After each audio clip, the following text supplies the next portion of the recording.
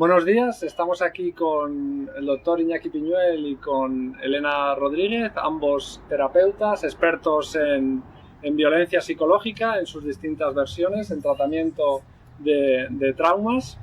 Iñaki además es divulgador muy experimentado, investigador y consultor para múltiples instituciones. Es además profesor de la Universidad de Alcalá.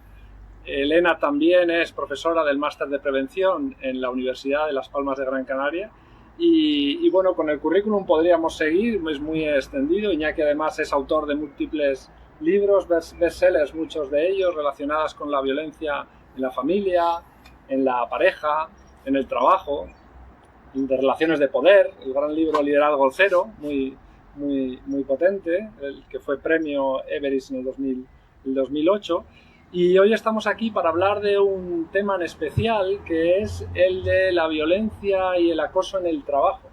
En el 2019 la Organización Mundial del Trabajo aprobó el convenio 190 sobre la violencia y el acoso en el trabajo, y España inició los trámites de ratificación al año siguiente.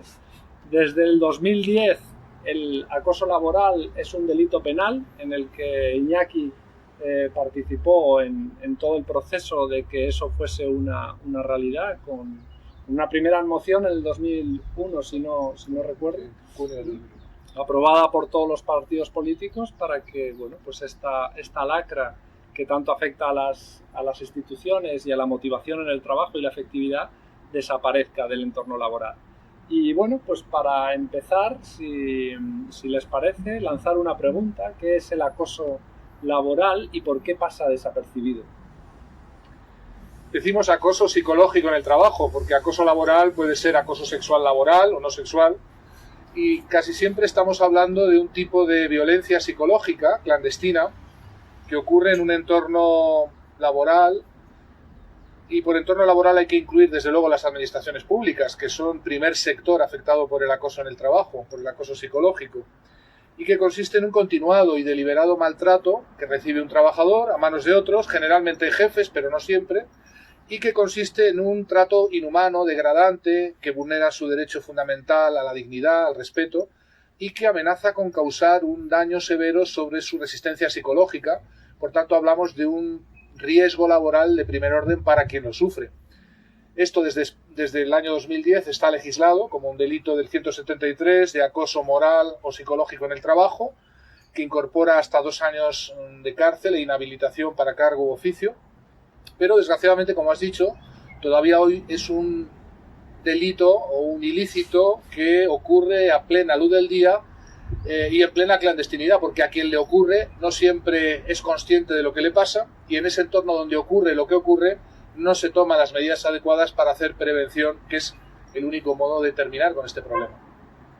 Y Elena, por ejemplo, ¿qué tipo de ejemplos de violencia podríamos determinar como que son propias de este tipo de ejercicio en el entorno laboral?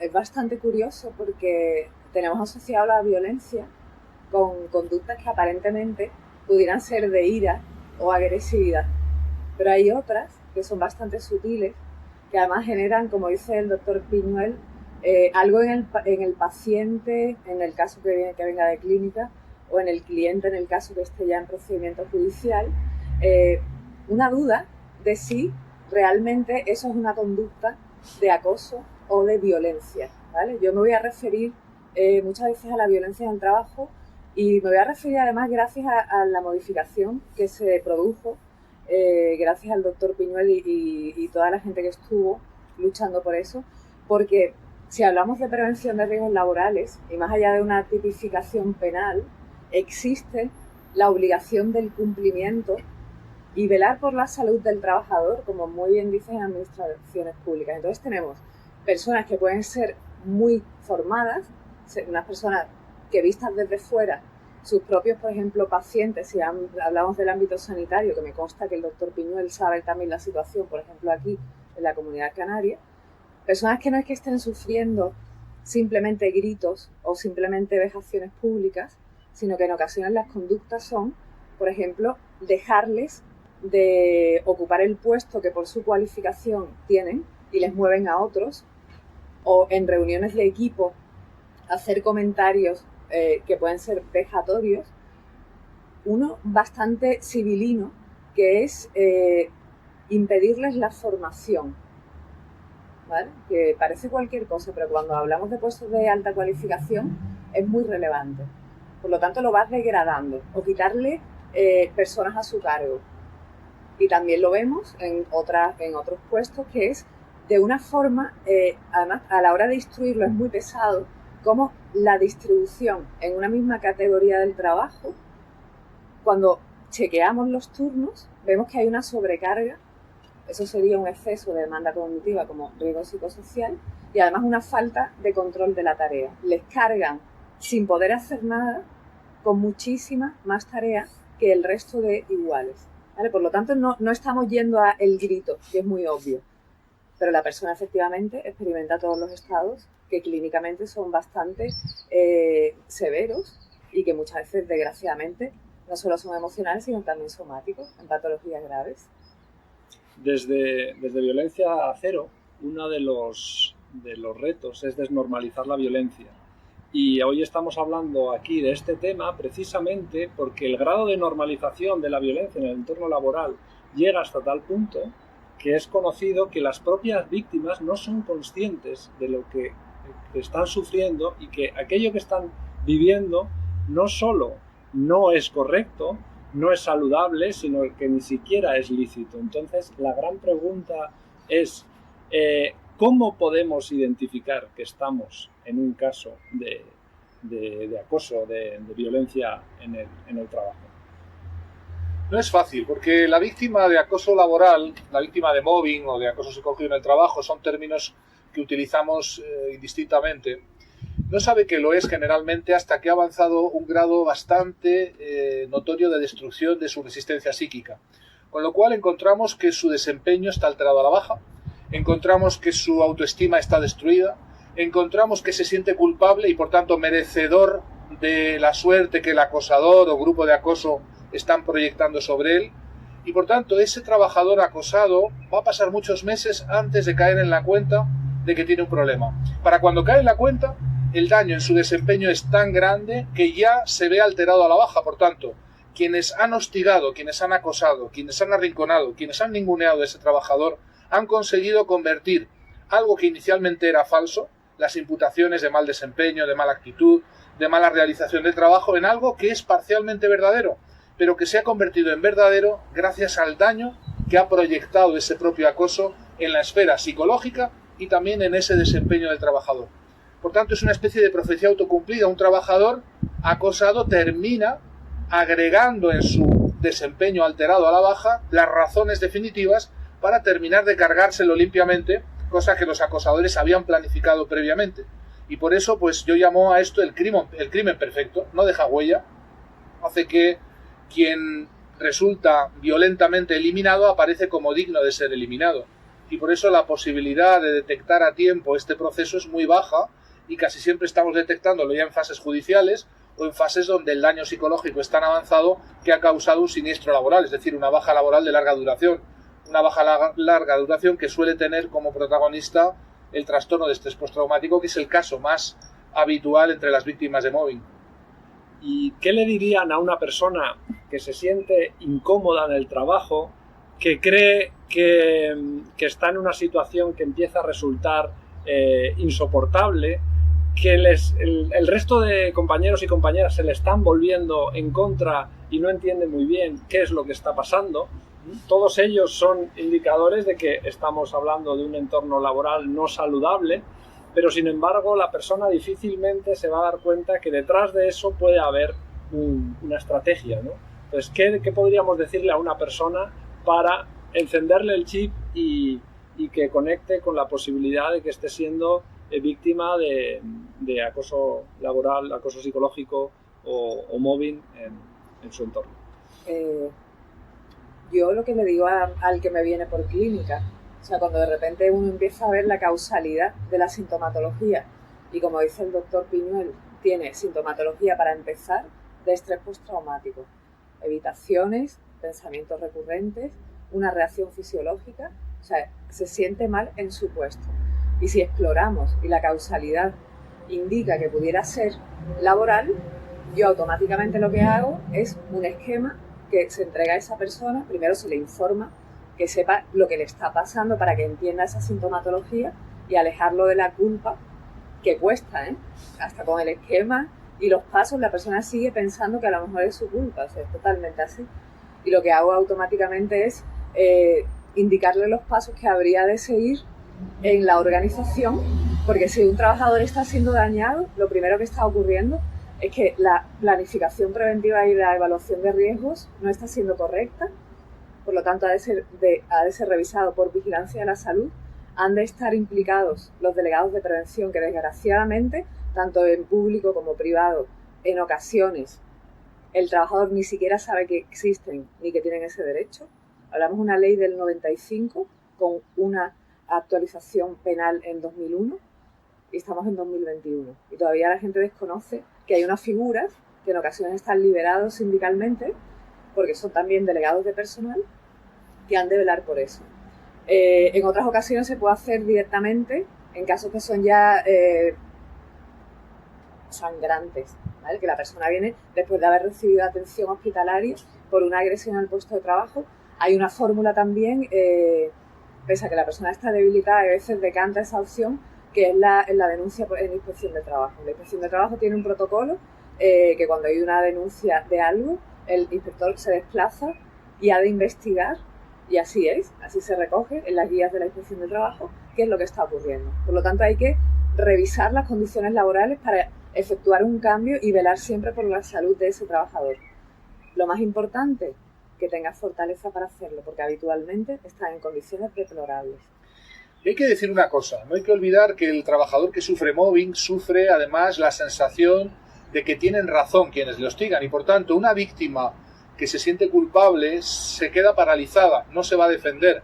Por tanto, aunque esos recursos, como ha dicho muy bien Elena, existen, generalmente los trabajadores no acuden a ellos porque sienten o que no merecen ser defendidos o que lo suyo es otra cosa o incluso que tienen razón aquellos que los hostigan. Por tanto, la primera de las medidas es ese trabajo que estáis haciendo desde Violencia Cero, que es concienciar a los trabajadores de que no hay ninguna razón que justifique el ser hostigado en el trabajo. Lo que yo digo siempre que es que no va en el sueldo el ser acosado, y que cuando entramos a trabajar no colgamos junto con nuestro abrigo en el perchero nuestros derechos fundamentales, seguimos teniéndolos, nuestro derecho a la dignidad, a ser tratados con respeto, a tener un entorno laboral que no nos dañe. Ahora que se habla en tiempos de pandemia de la seguridad sanitaria, ¿qué seguridad sanitaria más básica que la que en tu trabajo no te resulte dañino la relación con los demás, ¿no?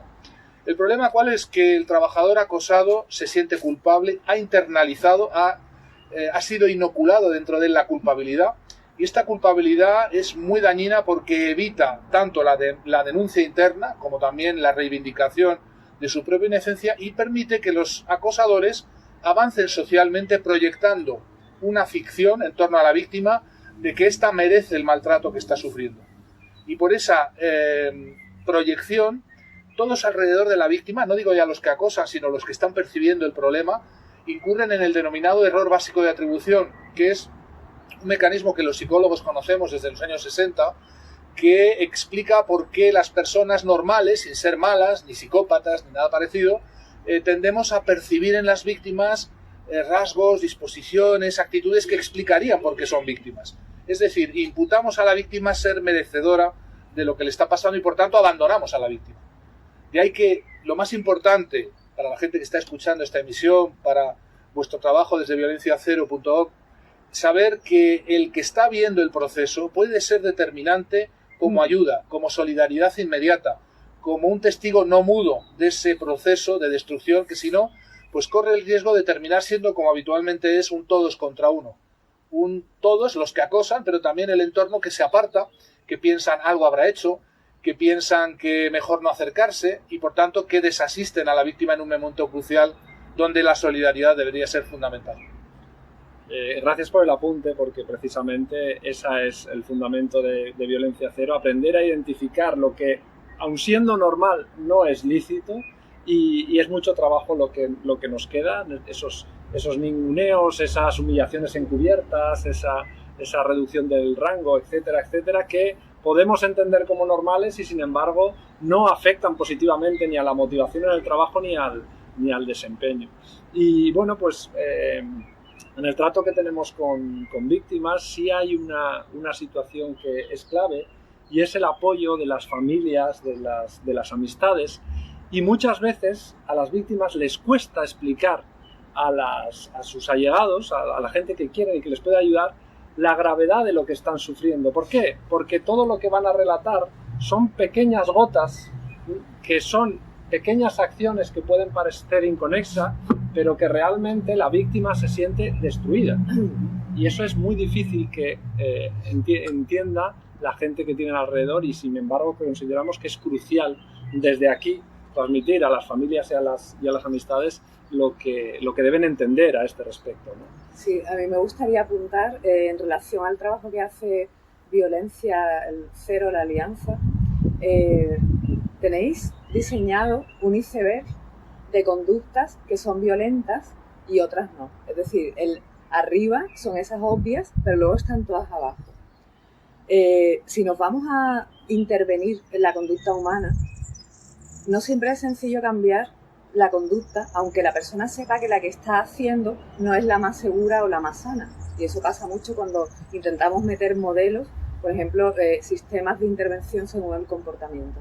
Entonces, a mí me parece crucial el hecho de que haya una alianza como la vuestra que difunda en todos los foros y con todos los prescriptores posibles esas conductas, para que deje de normalizarse, porque una de las frases que encontramos es siempre ha sido así, ¿vale?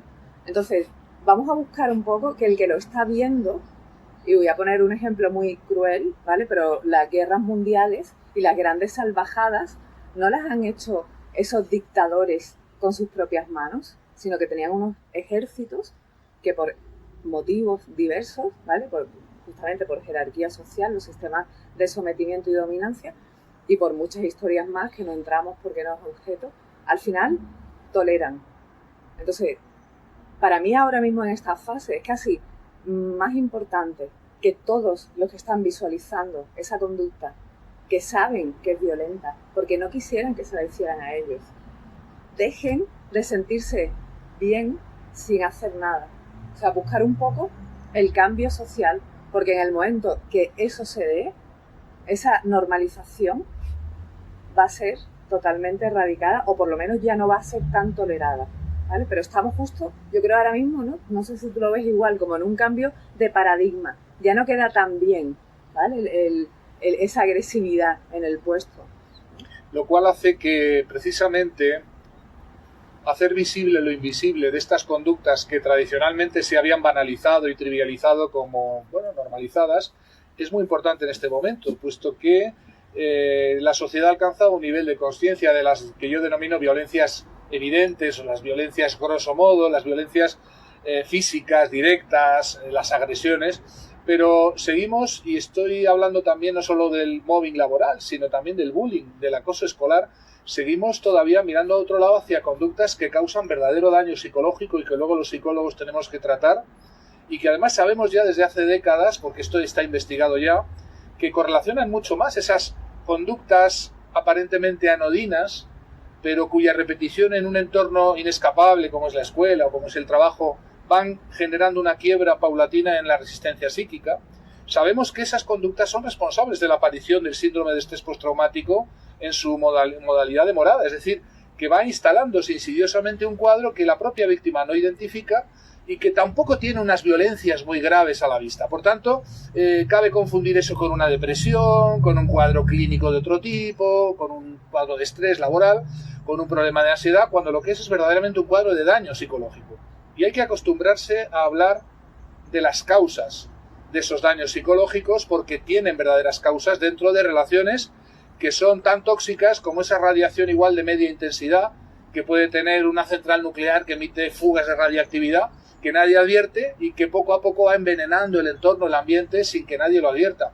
Esto es igual. Vivimos en un entorno social todavía hoy donde estas violencias menores, entre comillas menores, van causando víctimas que no son conscientes de serlo y testigos que siguen siendo mudos porque no identifican que estas violencias lo sean verdaderamente o porque frente a otras violencias aparentemente más graves pues no llaman la atención o no llaman a la urgente movilización en su contra.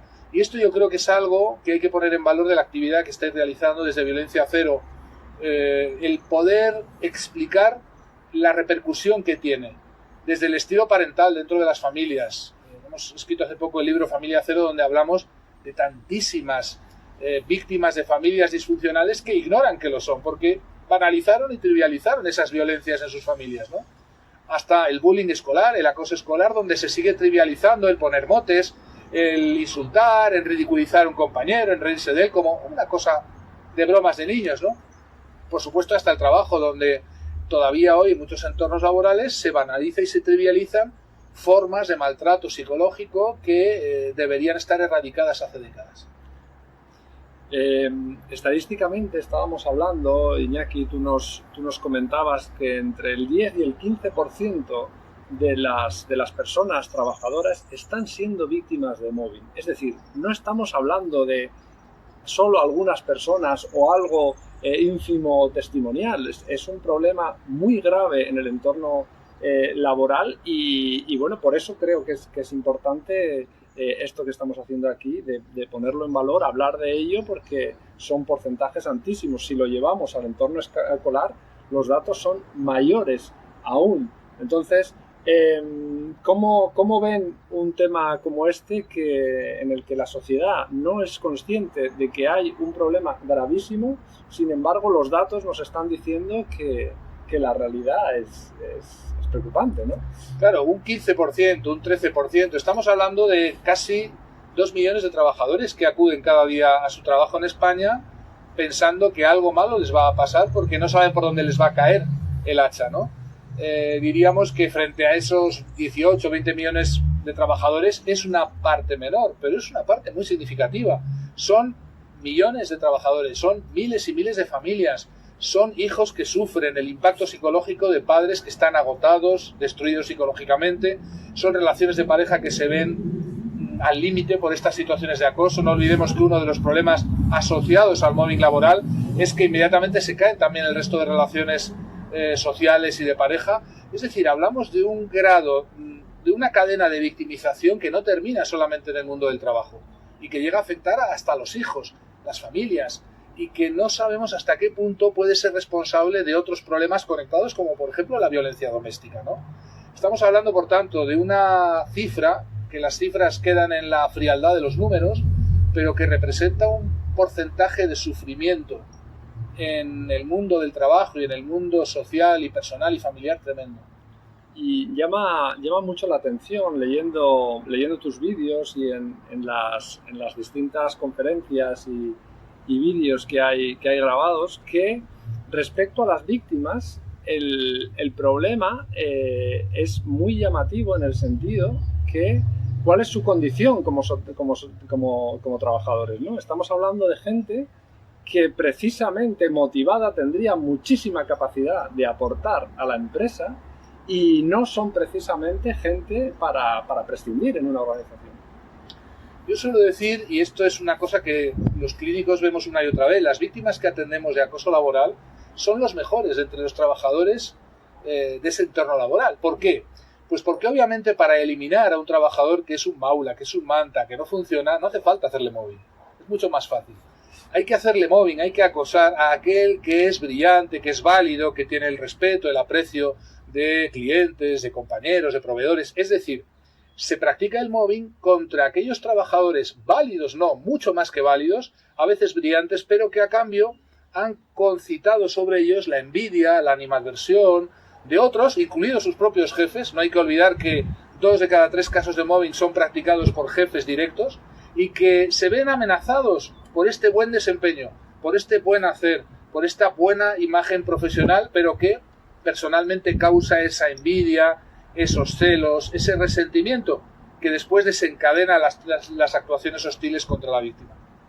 A mí me gustaría hacer una precisión que a veces nos olvidamos de cara a fíjense que voy a cambiar un poco el palo, pero me parece muy importante, muy relevante. Esas son las cifras que hay y voy a ser atrevida diciendo que creo que están por debajo. Y les voy a explicar por qué. Cuando una persona va al médico de familia porque tiene insomnio, fruto, estamos entendiendo, de ese acoso, fruto de ese acoso, la calificación que va a tener es enfermedad común, ¿vale? Entonces, les quiero hacer llevar la atención a lo importante que es de cara a el erario público, ¿vale? Porque una dejación de una obligación legal de una empresa de custodiar la salud pasa a ser pagada por los fondos de la administración de una IT como si fuera una enfermedad común. A lo mejor lo que estoy contando es demasiado rollo técnico, pero para mí es realmente diabólico, porque la dejación de esa obligación de la empresa repercute en un importe sanitario brutal. Y además, al estar comunicado como una enfermedad común, no está siendo metida en la estadística de causalidad laboral. Por eso yo me atrevo a pensar, a decir, a afirmar que la cifra es mucho mayor. Y esos son los que van al médico y se contabiliza, porque ni siquiera los de vigilancia de la salud están supervisando en ocasiones de una forma correcta a los trabajadores. Por lo tanto, no va a haber parte. Y el parte se va a dar habitualmente cuando es inevitable, que es cuando pasa algo grave y en un periodo corto. Lo demás, no, pasa desapercibido, ¿vale? Entonces creo que a nivel económico de fondo público, que nos repercute a todos, es bastante serio lo que está pasando y, por supuesto, a nivel clínico y familiar. Pero esa es una dimensión que se olvida muchas veces. Extensiva, y aprovecho también, que es un colectivo que me gusta siempre tocar, las fuerzas de seguridad, que alguna vez lo hemos hablado, porque estas personas, en la psicología de emergencia, entienden que está incluido en el salario estar expuesto a auténticas aberraciones y vuelven a ser desasistidas en la gestión del riesgo psicosocial. Y tenemos colectivos con tasas altas de suicidio, ¿vale? Lo dejamos en suicidio. No sabemos si porque venía mal de casa, pero eso está ocurriendo en fuerzas de seguridad. Me parece muy, muy serio. Un pequeño apunte que comentaba ahora mismo Elena. El mobbing dentro de las administraciones públicas, que no olvidemos es el primer sector afectado por acoso, tendemos a pensar que el acoso pues, pueda suceder más en pequeños negocios, donde el jefe tiene 1 o 2 empleados y es una especie de sátrapa autoritario. Para nada es así. La imagen más típica de los casos de acoso son funcionarios en posesión de sus plazas que son víctimas de una persecución profesional dentro de administraciones públicas donde rige el principio de legalidad y donde hay que decirlo, y aquí es donde yo conectaba con lo que decía Elena, es verdadera desviación de poder. Aquel que practica el mobbing dentro de una administración pública no solamente está incurriendo en un delito contra la salud de los trabajadores, sino que está utilizando el poder legítimo que le da su nombramiento como funcionario público de manera torcida, torticera, desviada, para usarlo en beneficio propio contra esa funcionaria o funcionario que por alguna razón le resulta amenazante por un buen desempeño, por una buena actuación, porque le tiene envidia, es decir, razones que no pueden nunca justificarse. De ahí que los acosadores, y esto es importante para que la audiencia lo entienda, jamás se presentan como tales. Presentan a la víctima como víctima de otras cosas, nunca de un proceso de animadversión, de hostilidad, de antagonismo deliberado, porque lo que hay detrás es inadmisible, no se puede explicar a la luz pública. Lo que hay detrás es una persecución personal, personalísima, que busca quitar de la circulación. No olvidemos el latín envidia viene del latín invidere, de quitar de la vista a alguien que por alguna razón es molesto, es amenazante, pero esas razones no son legítimas, no se pueden validar en un Estado de Derecho y menos en una administración pública. Mucho menos se puede decir que el poder que tiene un jefe, un director general, un cargo nombrado en una administración pública sirva o pueda legitimarse para eliminar a un funcionario por ninguna razón. Esto es completamente una aberración y, por tanto, además de todos los ilícitos que hay, estamos hablando de una desviación de poder. De ahí que también en la labor que estáis haciendo y que yo aprecio enormemente, tú lo sabes, Arturo, desde Violencia Cero, debe estar incluida la formación de los managers, de los directivos, de los mandos, el liderazgo, porque la primera causa de mobbing siempre suelen ser jefes mediocres a la defensiva que no saben cómo gestionar sus equipos y que a cambio gestionan a base de eliminar periódicamente a alguno o de marcar un episodio de terror contra alguno para que todo el resto mantenga la calma. Es decir, estamos hablando de una labor que está por hacerse de educación, del management, de educación de los que dirigen equipos humanos. Precisamente la siguiente pregunta iba en ese sentido, que ¿qué diríamos a las personas que dirigen las organizaciones y cuáles son los mecanismos de prevención? Porque al final lo que queremos es que esto no pase, que podríamos poner encima de la mesa. Es muy obvio, pero hacer cumplir la ley. La ley que exige evaluaciones de riesgos pero además que no se hacen. La naturaleza de la ley, y eso viene en la introducción, ni siquiera hay que ir a capítulos, ni anexos, ni reales decretos, implica que el trabajador participa en el diseño de las condiciones de trabajo, ¿vale? Es decir, se cuenta con ellos. De todas formas, me gustaría ir un poco más allá, porque lo que ha dicho Iñaki me parece muy interesante. En las administraciones públicas, uno tiene una plaza, yo no voy a entrar ahí, ¿vale? El proceso es selectivo, pero lo que está claro que lo que es la evaluación del desempeño y el si lo haces mal o pones en peligro a otros, te vas a la calle, es más complicado, ¿vale? Entonces, eso lo dejo ahí porque me interesa mucho también la posición del doctor Piñuel al respecto. Y luego, cuando vienen, por ejemplo, bomberos o viene gente a Nacional, sí, efectivamente, son sometidos en las pruebas selectivas a un montón de test de personalidad, de psicológicos, ¿vale? Y les van a dar la entrada a ese puesto en la administración pública, en las fuerzas de seguridad del Estado. Cuando alguien ocupa un puesto público, hablo políticos, hasta donde yo sé, eso no se hace. Por lo tanto, te dejo dos patatas, Iñaki, ¿sí? Una, ¿qué pasa con esa no evaluación del desempeño en puestos funcionariales? ¿Hasta dónde se tolera en base a lo que estamos hablando, la violencia? ¿Hasta cuándo tenemos que lidiar con eso? Y dos, los políticos con un perfil, que lo voy a decir porque eres especialista y es una oportunidad oírte, psicopático. ¿Qué pasa con eso? ¿Quién evalúa? ¿Quién lo quita? Has dado en el clavo, y es que el mobbing siempre está relacionado con la impunidad. Quien practica el mobbing se sabe a salvo o se cree a salvo por alguna cosa que le permite hostigar libremente sin que caigan sobre él ni las sospechas a veces, ni mucho menos los castigos, ¿no? ¿Y qué es lo que ocurre? Que frecuentemente, lo he dicho antes, quienes desencadenan el acoso son personajes muy mediocres que, a falta de haber sabido desarrollar su trabajo directivo, como director, mando, de una manera profesional, pues se dedica a marcar estos episodios de victimización creando en sus equipos chivos expiatorios. Es decir, un trabajador que se va a convertir en el, entre comillas, malo oficial, la oveja negra, el que es culpable de todo lo que funciona mal. Y de ese modo canaliza toda la animadversión del grupo, toda la violencia grupal sobre un individuo único que recibe como un pararrayos toda esa violencia. Es el mecanismo del chivo expiatorio que tantas veces en la formación hemos desarrollado para explicar a los activistas cuál es el mecanismo que se esconde detrás de los casos de mobbing, de acoso escolar, de familia cero. Es decir, un mecanismo muy antiguo, muy extendido en nuestra sociedad, sobre el que los seres humanos hemos aprendido erróneamente a construir orden. Es un orden sacrificial, pero al fin y al cabo un orden. La otra cosa que ha comentado Elena, nosotros pedimos a los automóviles y a nuestras máquinas pasar periódicamente una ITV, pero no pedimos a los directivos pasar cada año una ITV psicológica, sabiendo que el estrés produce daños, que el paso del tiempo produce que el cerebro ya no funcione igual. Es decir, deberíamos exigir que por lo menos las personas que tienen responsabilidad sobre otros tengan periódicamente una evaluación psicológica, lo que yo llamo la ITV psicológica. No es inspección técnica de vehículos, pero sería la inspección técnica psicológica, que nos pudiera permitir afirmar que ese directivo está en disposición de seguir dirigiendo equipos, y tal cosa no ocurre. También la idea que tienen los directivos españoles, sobre los que tenemos algunos estudios hechos hace ya algún tiempo.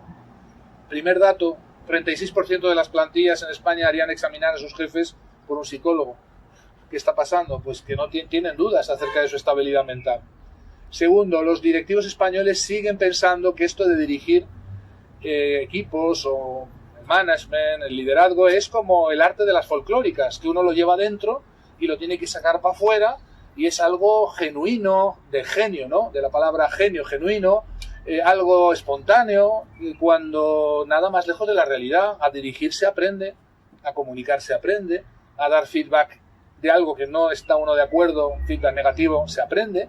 Es decir, no hay nada de evidente en la tarea de dirigir equipos, ni nada de artístico o, digamos, folclórico.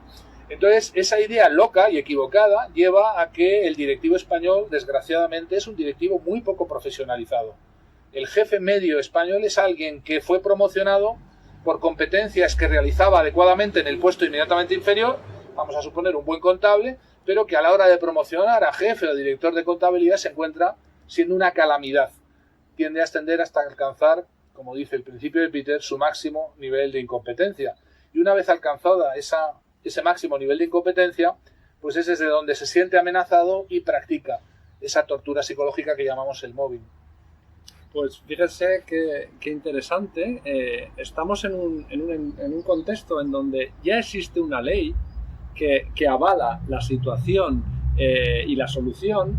Existe un conocimiento técnico y científico que avala cuáles son las vías para la prevención, y bueno, pues eso quiere decir que estamos en un contexto totalmente de oportunidades. O sea, si más gente supiese la repercusión que tiene la violencia pasando desapercibida, y si fuésemos capaces de prevenirla, podríamos conseguir unas organizaciones desde, como bien decía Iñaki, tanto en las administraciones públicas, en las fuerzas de seguridad, en la política, en todas esas ONGs que queriendo hacer el bien están cargadas también de este tipo de prácticas, ¿no? Entonces, claro, yo escuchándoles lo que veo son todo oportunidades. Tenemos todo, ¿no?, para, contando esto y generando una cultura del cuidado, poder transformar las organizaciones y convertirnos en una sociedad mucho más saludable, más sostenible y bueno, más esperanzadora también, ¿no? Entonces, así para acabar, ¿qué idea querrían transmitir para cerrar esta Yo es que hay charla? algo, comulgo contigo también con las posibilidades. Una pena que no todo el mundo lo vea igual, pero no quiero cerrar esto sin plantear algo que además me gustaría oír la opinión de Iñaki. Se ha hecho una legislación específica para acoso, ¿vale? Inicialmente se hizo un marco regulador estatal en administraciones públicas también. Luego se ha trasladado, por ejemplo, aquí en Canarias se publicó en 2019 una propia. No quiero dejar de decir que en ocasiones se traduce el cumplimiento a modo de pongamos una tirita para que estos pesados se callen, mandando al acosador a un curso de liderazgo, y se propone, porque en alguna parte lo han leído y lo han metido ahí, sin hacer ningún cambio organizacional, mediación, ¿vale? A mí personalmente me parece una desfachatez, ¿vale? Pero primero no se investiga, no se activa el protocolo, al jefe a un curso de liderazgo, y vamos a ver, nos vamos a poner a mediar con aquellas personas que llevan años siendo acosadas. Entonces, necesitaba oír vuestra opinión y ponerlo encima de la mesa, porque es el argumento con el que se están defendiendo estos casos luego. No, ofrecimos mediación.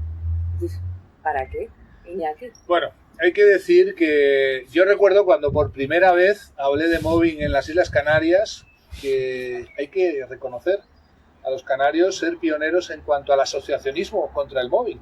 Las primeras asociaciones nacionales contra el mobbing nacieron aquí, en la isla de Tenerife y aquí en esta isla, en Gran Canaria. Y yo recuerdo en 2001 ya hablábamos de esto de la mediación. Pasa que detrás de la mediación hay paletadas de dinero público, hay muchas organizaciones que viven de ello, y hay que decir sencilla y llanamente que en materia de victimización, cuando hay un proceso de victimización, la mediación sobra. No cabe mediación. Cabe mediación en los conflictos, que hay muchos conflictos donde se puede aplicar la mediación.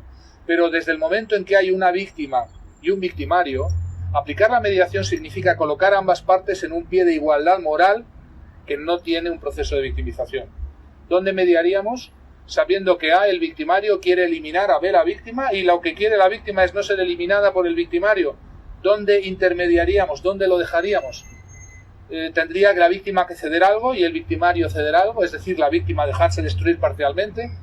Todo esto son despropósitos que, obviamente, implican la conclusión de que quienes aplican esto no saben lo que es ni el mobbing, ni un proceso de victimización, ni nada parecido. Es perverso aplicar la mediación porque significa una revictimización de la víctima. Quede esto claro, no solo lo decimos nosotros, lo dicen todos los grandes especialistas en victimología. La mediación, sea en maltrato doméstico, en acoso escolar o en acoso laboral, es una aberración psicológica y, por supuesto, moral y ética. ¿Qué hay que decir? Pero también hay que añadir algo, que estos 20 años de divulgación, estabas preguntando tú, ¿qué es lo que está ocurriendo? Pues que hemos pasado de una fase donde el mobbing era desconocido, el acoso laboral era algo lo mismo de clandestino que hoy, pero que ni siquiera el término se conocía, a un momento donde hay legislaciones por doquier. Tanto hay legislación penal, hay legislación laboral, hay legislación administrativa, pero todas esas legislaciones siguen siendo hoy papel mojado, en la medida en que significa algo que yo denomino la política del cumplimiento. Cumplo y miento. Es decir, formalmente que parezca que luchamos contra algo, pero cuando esas medidas que están recogidas en el BOE, en los reglamentos, en los boletines de la comunidad autónoma, se quieren aplicar y los aplicamos los peritos, los que estamos al pie del terreno con las víctimas, nos damos cuenta que son perversas en la medida en que no solamente no ayudan a las víctimas, sino que a veces complican decisivamente su suerte y pueden terminar hasta mucho peor si se deciden aplicar esos protocolos que están previstos. ¿Por qué?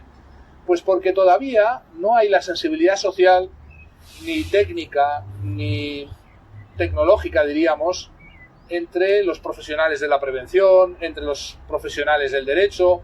Todavía falta mucha sensibilidad en las judicaturas. Seguimos viendo sentencias que no tienen pies ni cabeza, que mezclan todo, que confunden unas cosas con otras. Es decir, todavía falta una gran sensibilidad y mucha formación y capacitación, que yo diría es una de las claves de la prevención. Y por último, ya que preguntabas por esta, yo sigo diciendo que para prevenir un proceso que tiene fases, solamente lo podemos hacer en sus primeras fases. Y las primeras fases en el mobbing, lo mismo que en el bullying, solamente pueden determinarse si nos acostumbramos a medir.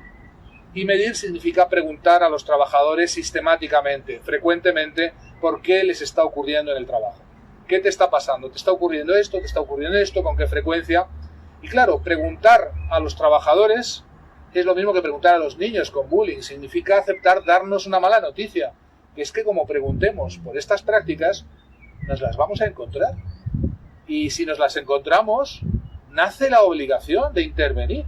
Es decir, ya no podemos seguir jugando a que no estamos viendo, a que no nos hemos enterado, a que quién lo hubiera dicho, como seguimos jugando, en el cumplimiento. Entonces, medir significa atreverse a reconocer que en cada lugar de trabajo, en cada empresa pequeña, mediana y, por supuesto, en cada administración pública, encontramos casos y casos de mobbing que son encubiertos, que son clandestinos, pero que tienen a víctimas reales, bien reales, que casi siempre ignoran lo que les ocurre hasta que el proceso está suficientemente avanzado para que no se haya transformado en un daño psicológico. Y es ahí cuando tenemos, desgraciadamente, que entrar pues a reparar clínicamente el trastorno de estrés postraumático, el daño en el desempeño, a veces tarde porque la persona ya está destruida irremediablemente y ha perdido su empleabilidad, su capacidad laboral. Tan grande puede ser el daño psicológico del mobbing.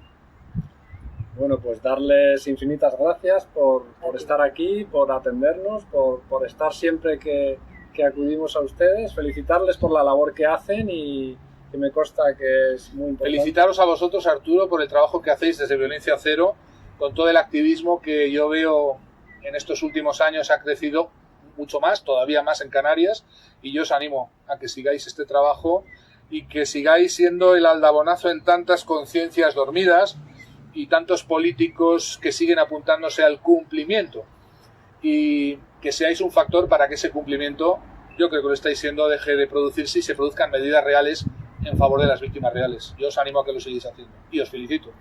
Pues muchas gracias a ambos. Violencia Cero.